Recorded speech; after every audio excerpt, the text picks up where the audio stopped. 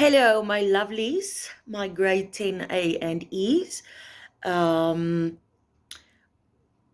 Journey 9, Greek Theater.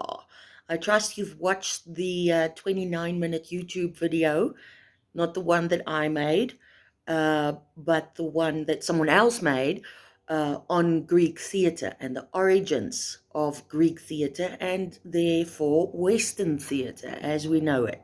Right, so I refer you to page 151. Now, because I've given you quite a bit of history and a bit of background about Greek theatre already, some of it may sound familiar, which is good. That means you have been paying attention and that that something is sinking in. For any of you for whom this is new news, good riddance. It should start to sink in now. All right. Greek theatre. Okay. In this journey, meaning this chapter, we will explore the origins of all drama in ritual. Okay. We will then look at a form of drama that is believed to be the starting point of all Western drama and theatre, that of the classical period of Greek civilization. The time that we're going to focus on is mainly around the 5th century BCE, meaning 600 years before the birth of Christ. Okay. Now, more than 2,500 years have passed since the golden age of Greek theatre. But yet, today, we still follow many of the theatre principles and practices of that time. Because this period of theatre has had such a strong influence, many people make the mistake of saying that all drama originated in ancient Greece. In fact, drama had existed in many forms all over the world for many centuries before this period. There's evidence of plays from ancient Egypt dating back 3,000 years. The reason we need to study Greek drama is that this is the period when drama and theatre going became a formal activity. Drama in ancient Greece had its origins in religion, but then became an activity in its own right, with its own rules and conventions. This journey explores the beliefs of the ancient Greeks and the origins of their drama. We will examine when and how their plays were performed and explore the kinds of drama and writers that came from this time. Right, page over, please. Stage 1, Ritual Origins of Drama. Human beings have engaged in rituals since time began as a way to express our relationship to the mysterious world beyond this one, the world to which our ancestors have passed on. Rituals have a function in society. This might be to communicate with divinities, meaning gods, all right, or deceased beings, to seek blessings, to give thanks, or to celebrate life. Rituals that mark the change in status of an individual or group are called rites of passage. So a wedding would be what? A rite of passage. All right. Christenings or naming ceremonies welcome new life. Funerals announce the departure of loved ones and send them on their way to the next mysterious stage of their journey. Rituals also show our connection to nature. Ceremonies might ask for rain, give thanks for harvest, mark the changing of seasons, or the monthly appearance of the full moon.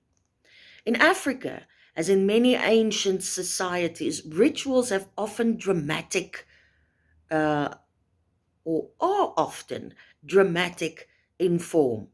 They are enhanced through song, dance, storytelling, or poetry. The participants might wear elaborate costumes or masks and carry symbolic objects to perform the ritual. However, unlike a theatre performance during which an audience sits passively and watches, everyone involved in a ritual is a participant. It affects us in some way that we may not even understand. As in a theatrical performance, rituals often have a specialist who carries out the sacred duties. Think of the priest, think of a shaman or shaman. Okay. A shaman, a medicine man, priest, or sangoma will take the participants through the ritual in a way that is similar to the enactment of a role by an actor or a performer. Some people say that this is because all theatre has evolved from ritual. Right. Now, activity 1 is divided in 3 stages. Activity 1 is on page 153. And this is to get you guys thinking about rituals as we know them. Right. So, step 1. Obviously, you need to do this in class. It's a class discussion. You don't need to write this down in your workbooks. But obviously, you need to have this discussion in class amongst yourselves so that you may refer to your thoughts and reflections on the activity in your journals eventually. So, step 1, think about your own rituals. Discuss with your partners, right? So, everyone's going to get a turn. The rituals that affect you and your community. Consider rituals around birth, coming of age, marriage, and death. How are these expressed in your culture? Describe in detail a ritual that you have attended. What you need to do is look at the purpose of the event. Look at the performance space. Where does it take place? Look at the participants. Who is part of the ritual? Look at the costumes, makeup, and masks. All right. Now, if I can get your thoughts going on a wedding, you have the lead actors, you have costumes, you have an audience, you have a performance space where the whole thing takes place. You have music. There might be some rhythm. If it's a rhythmic what's that? Da-da-da-da, da-da-da-da, da-da-da-da, da-da-da-da. Now, if you want to add a rhythm to that, all right, do you have dancing or movement? Are there certain speeches or songs? All right. Think of a wedding, okay, and you should be able to have proper discussions on all of those elements of ritual. Now, step 2. Think about a performance. Okay, so what you need to do now is think about a theater performance that you have seen or attended. Obviously, the most recent one would have been the movie of the Oedipus Rex production that I made available to you on Google Classroom. Or you could think of a children's production that you saw when you were 6 years old and you went on a little school outing to the theater. All right. So think about a theater performance you have seen or attended. Discuss the performance with the class using the questions above. Right. So what we're doing now is we're using the same elements of the purpose of the performance space, the participants, the costumes, and we're comparing them. You're comparing ritual to theater, and you will see that the two have a lot in common. So based on your discussion, you will come to realize why we say the origins of theater as we know it lies 99.9% in ritual. Okay. That is it for now. When we continue this lesson, we will move to page 154, stage 2, gods, goats, and festivals. Right, so that's where we get to the the fun bit of Greek theater. All right. That's all from me. Guys, you should have received your monologues. The guys have a boy monologue and the girls have a girl monologue from Oedipus Rex. I suggest you start reading them out loud for each other, to each other in class. You're all the girls are doing the same one, all the boys are doing the same one.